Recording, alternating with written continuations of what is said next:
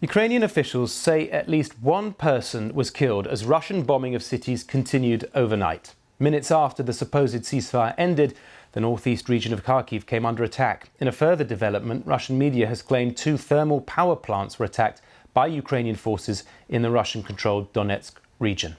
Well, our Ukraine correspondent Hugo Bachego has the latest from Kyiv.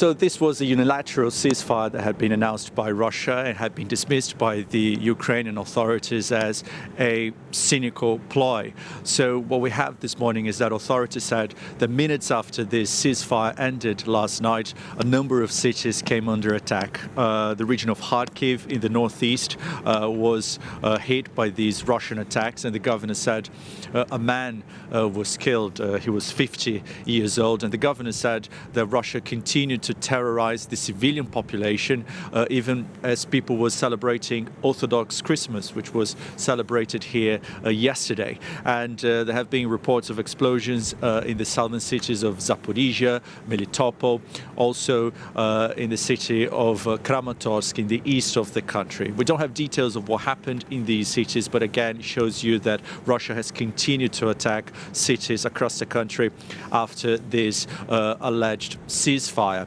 And in the east, fighting continued during this Russian truce, especially around the city of Bakhmut in the Donetsk region, a region of the country that's seen some intense fighting.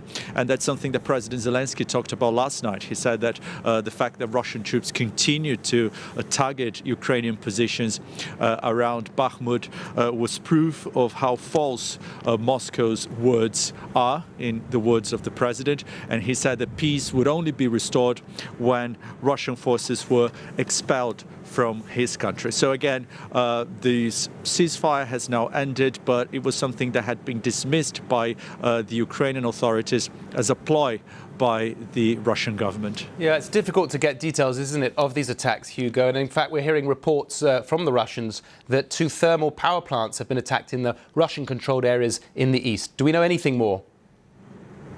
So this is another development this morning. We had this statement from the Russian appointed officials in Donetsk saying that these 2 power plants were damaged, apparently in a rocket attack by Ukrainian forces. We don't have details of what happened. There has been no official reaction from the Ukrainian authorities. They rarely issue comments, statements about alleged attacks on Russian targets in territories occupied by Russian forces here in the country. But again, Donetsk is a region of the country that's seen some intense fighting, and it seems that battles continue today, even after this ceasefire that was announced by Russia. Hugo mentioned Bakhmut there. Well, Russian forces are on the edge of the eastern city. They've been trying to take it since the summer in an attempt to push further west, but it hasn't fallen. Our correspondent James Waterhouse, along with producer Siobhan Leahy and cameraman Paul Francis, sent us this report from Bakhmut on the front line.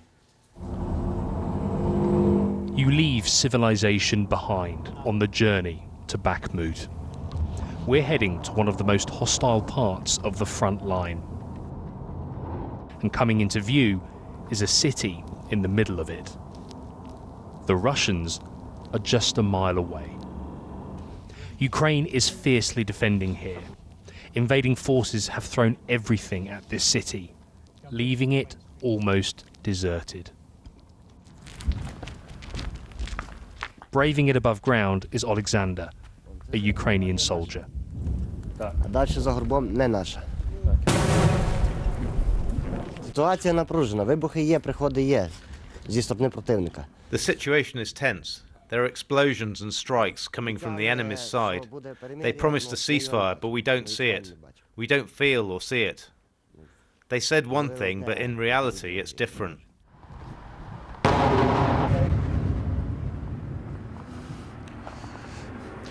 Few expected this ceasefire to hold in any way. It was announced by Russia in the first place, and Ukraine was never going to engage. But there is still heavy shelling coming down from the Russian side. Ukraine is holding on to this city, and it's not going to want to let go anytime soon. In Bakhmut, those who flinch are in a minority. Serhiy tries to patch up what he can. Такого и врагу не пожелаешь. You would not wish this on your worst enemy. We have tried to celebrate Christmas regardless.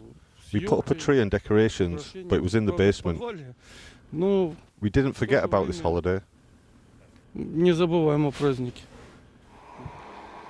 We can't hang around for too long, but this is about as far as you can get from a normal Christmas. Eastern Ukraine has gone through 9 years of Russian aggression. There have been several attempts at ceasefires. Few here expected this latest one to bring any respite. James Waterhouse, BBC News, Bakhmut.